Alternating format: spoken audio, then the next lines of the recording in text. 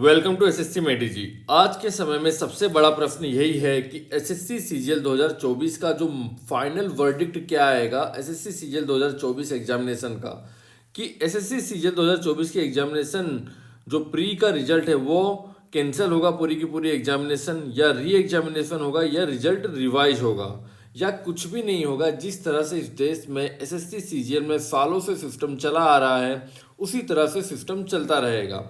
आप सभी को पता है कि एसएससी एक देश की सबसे बड़ी रिक्रूटमेंट ऑर्गेनाइजेशन है, जिसमें स्कीम आज से नहीं बल्कि सालों से चला हुआ आ रहा है।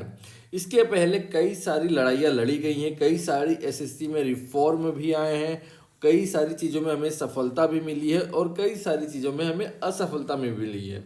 जैसे उदाहरण के रूप में बताऊं, अगर मेंस सिंगल शिफ्ट में कभी हुआ है तो वो हमने लड़ाई लड़ी है, उसकी वजह से आया है। पहले नॉर्मलाइजेशन नहीं था, लड़ाई लड़ी है, फिर नॉर्मलाइजेशन आया। लेकिन आज के समय में ये हुआ है कि जो रिफॉर्म हमने एसएससी से करवाए थे उस रिफॉर्म में भी एसएससी ने घोटाले का नया तरीका अपना लिया।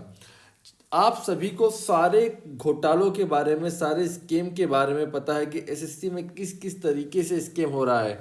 चाहे हम वेटिंग लिस्ट की बात करें, जिसका मुद्दा हम पिछले 5-6 सालों से लगातार उठा रहे हैं कि सब लगभग सभी परीक्षाओं में वेटिंग लिस्ट है।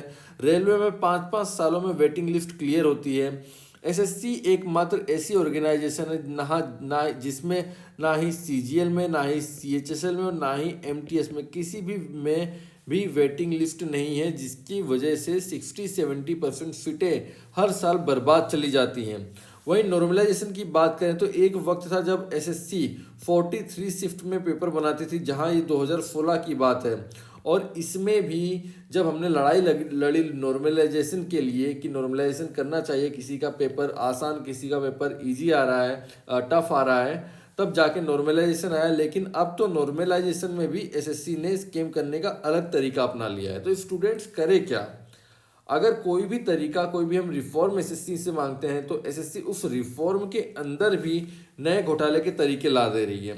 इस बार नया घोटाला सामने आ रहा है कि वीएच और ओएच कैंडिडेट जो है उनकी जगह गलत फर्जी स्क्राइब बैठाए जा रहे हैं, जिसकी वजह से ओवरऑल कट ऑफ बढ़ा दिया जा रहा है। सेंटर के सेंटर बिक गए हैं।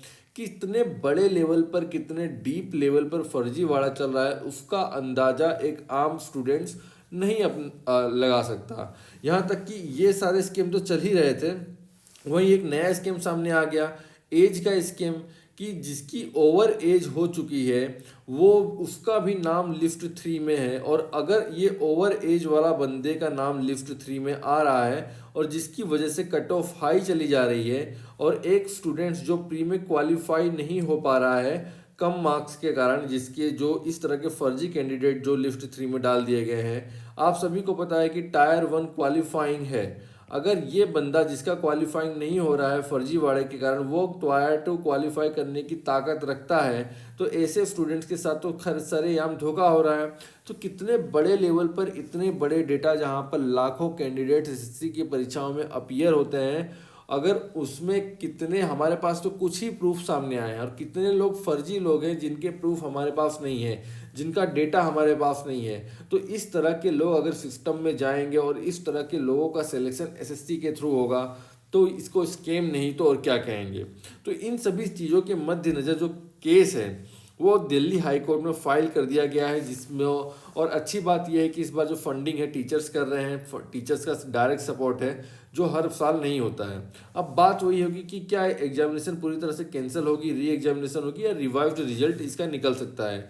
देखिए, जिस तरह के प्रूफ दिए गए, हर बार क्या होता है था कि प्रूफ हमारे पास होते नहीं थे, खाली आरोप लगाए जाते थे। एसएससी सीजीएल 2017 का कोर्ट केस हुआ, उसमें हमने प्रूफ दिए थे, लेकिन उसके बाद इन्वेस्टिगेशन की गई थी, सीबीआई की इन्वेस्टिगेशन की गई थी। लेकिन यहाँ पर जो चीज़ें हैं, यहाँ पर सारे इस आम पूरे के पूरे प्रूफ दिए गए हैं इस बार, जो कि एसएससी डेट ऑफ बर्थ इस बार पब्लिक कर दिया, जिसके कारण एसएससी सामने से पूरी तरह के फंस चुकी है।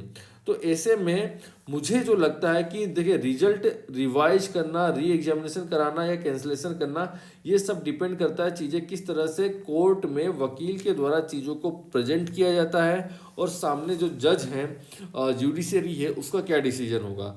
लेकिन जहाँ तक मुझे लगता है कि इस केस में रिजल्ट रिवाइज किया जा सकता है, इसकी सबसे ज़्यादा पॉसिबिलिटी है। री एग्जामिनेशन और कैंसिलेशन कराना आज के टाइम पर बहुत ही रेयर चीज़ें हो गई हैं कि कोई कोर्ट डायरेक्ट कैंसिलेशन का ऑर्डर दे दे। री एग्जामिनेशन करना बहुत ही रेयर होगी, क्योंकि बहुत बड़े लेवल पे कैंडिडेट्स हो सकता है इसका रिवाइज रिजल्ट पब्लिश कर दिया जाए, इसकी पूरी पूरी संभावना है। आगे जो भी अपडेट दी होगी वो दी जाएगी। प्लीज़ वीडियो को लाइक कीजिए। जय हिंद।